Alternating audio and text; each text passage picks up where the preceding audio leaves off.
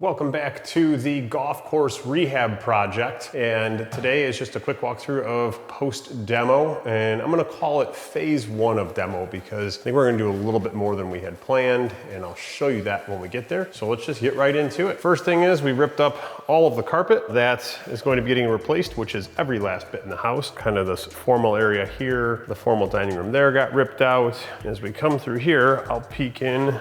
All the carpet's gone in here, and we demoed the small bathroom that was here. The fiberglass tub is gone. That's going to be an alcove tub, and we're going to tile all the way to the ceiling. New tile on the floor, new toilet, new vanity, new mirror. Light fixture is going to go. We'll be getting a new one for that. And then back here in this room, only thing getting done to this room is new flooring. So carpet's out. This will all get cleaned when it's done. You guys will see we're still overgrown with landscaping. Demo on landscaping starts in a couple days here. Weather looks decent for this upcoming week, so hopefully we make some good progress on the outside of the house. Our hardwood floors, which you'll see kind of running through this whole main area, are going to be getting sanded and completely resurfaced. These floors are in great shape, and since they're in such great shape, there is no need to rip them out. So we'll sand. What we're gonna do as light of a color stain as we can. I think these are red oak. I was hoping they were white. White oak seems to stain a little bit better with the light colors than the red oak does. So I'm gonna see a couple samples, get as light as we can. One thing we told you on our first walkthrough that we wanted to do was open this wall that goes into the kitchen. That's still got to get cut out there, but we were hoping that this was not a load-bearing beam, and I've been around enough homes being framed that typically nobody sandwiches 6 2x4s together if it's not load-bearing. But the odd thing is that point does not carry through to a load-bearing beam in the basement. That's kind of peculiar. So my next step, I still haven't brought my ladder out here. I need to get up in the attic and see if the roof structure has a tie-in point down to this. If it does, it's definitely load bearing. And if it does, we'll be trying to figure out if there's a way that we could carry that load down. Although there's no sag marks in this house, the roof isn't sagging at all, there's no signs of sagging. So if that's load bearing and it's not on a freaking beam down there and it hasn't sagged, I don't think it's ever gonna sag. Or I could just be missing that it is on a beam down there and my measurements from the outside of the house and the basement are off a little bit to my measurements from up here. As we come through here, you'll see we've ripped out all of the backsplash that was here. And when you tear out backsplash, it usually doesn't go smoothly. You usually destroy everything behind it. So you'll see we have a nice window into our shower for the master suite. So this will get re-drywalled, and we will, same thing, kind of see holes through here. So there's no need to do anything here yet until we rip out the countertops. Once the countertops come out, because we're gonna cause more damage to the walls. When we tear out this little backsplash here, that's gonna tear up more drywall. So once counters are completely out, then we will worry about fixing the drywall. And you'll see that they ran the electrical up and down to the boxes. Typically what we see is down and over to get to the electrical boxes. So that was a little unforeseen, not a big deal. We'll open up the back of that wall and we'll run the electrical down and over. That way we can keep our switches and we can add our outlets in here. And one thing the demo guys are trying to convince me to do is remove that set of cabinets there and the microwave so we can open that thing completely up, which I think, it would make it look a fair deal bigger. I think this has already made a huge difference. It'll make even more of a difference once we get that top piece out. What do you think? Ditch those 2 cabinets in the microwave, open that all the way up, or finish it off like we're planning on?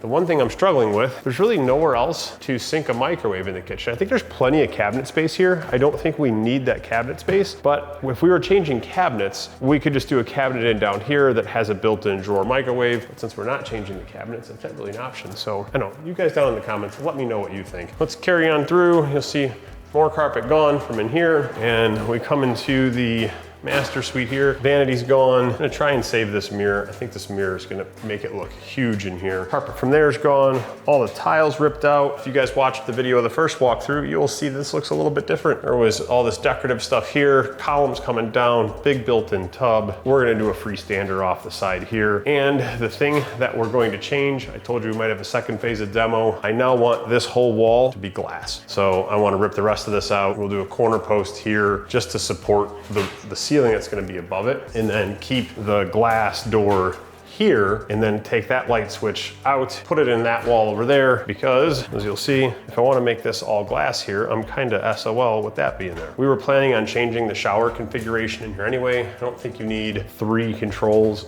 So we're actually gonna ditch both of these here. We're gonna keep one on the wall there. We're gonna add a huge rain head to the top. We'll install another handheld like this one did have on this side here with another one coming out of the wall. And I think it's just gonna make this space look absolutely massive because, I mean, as you stand here, the camera just doesn't do it justice. It feels huge. So I think if all this was glass, I think it would make a massive difference. So let's take a quick jump down to the basement and I'll show you how progress is going down there. That's the only spot that we have actually started work towards a finished product in. The rest of this has been demo. This upcoming week, like I said, we're gonna sand the floors. We're gonna get our can lights put in because we're gonna add some can lights in the great room there. We're gonna change out these old cans in here. And I want to do that now because we need scaffolding. We got to roll scaffolding around, so I'd rather not roll scaffolding on the floors once they're refinished. So I'll catch up with you guys in the basement. We've got some blue board here. I didn't get here in time to get a video of it. The insulation was missing like halfway around the whole basement from a sump pump failure in the past. Once that insulation gets wet, get rid of it. So we had to go through and re-insulated the whole bottom of the basement. Code didn't have to do that because the upper section was already far enough below the frost line to meet the code, but it's like 350 bucks worth of material, not worth cutting the corner. So everything's been fully insulated, and you'll see that they've got their supplies down here. They're gonna be getting ready to mud and tape everything, but these guys, they knock this out super quick. Like I said, this is a 2,850 square foot basement, and I know they only had to do half of some of the interior walls, but I mean, you see the exterior walls all needed to fully be drywalled.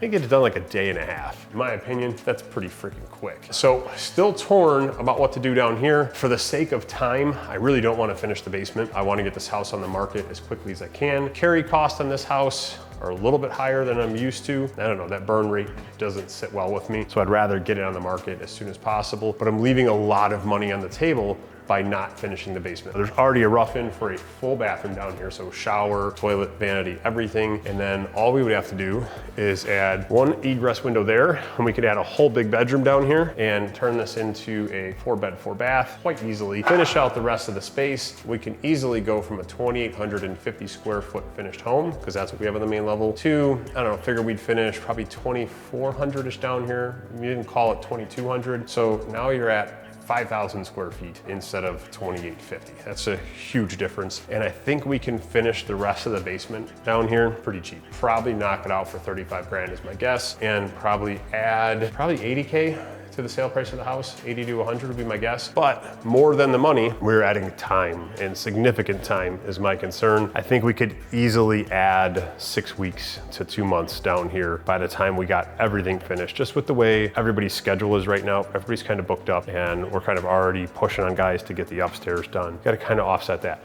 What can change in the market in 2 months? What can change with interest rates in 2 months? What things can happen in my life in 2 months that I'm not planning? So for me on this one, I'm really leaning towards the not finishing the basement. Just get everything mud, taped, sanded, primed, and leave it as an open slate for whoever buys the home. Get this thing on the market, get it off my books, and move on to the next project. To me, a little bit less risky, in my opinion. So appreciate you guys coming back, checking out the update. I will bring you guys through again as soon as we've got some forward progress on the finishes upstairs. Love you guys, and I will catch you on the next one. Forgot one thing I wanted to talk to you guys about: paint colors. I typically go with whites and grays, and I know it's boring and I know it's played out, but for me, it works best because I love artwork. And I love very colorful artwork, so I can add all the color to a home just with accent pieces and art, and it goes really well with gray. But for this house, since we've decided we're gonna keep this color cabinet, I really don't think gray is gonna go as well. So what we've done is grabbed a couple of these color palettes from Sherwin-Williams, and I think we're gonna go with a green and beige. I just haven't decided which one yet. And I wanna go with like a darker green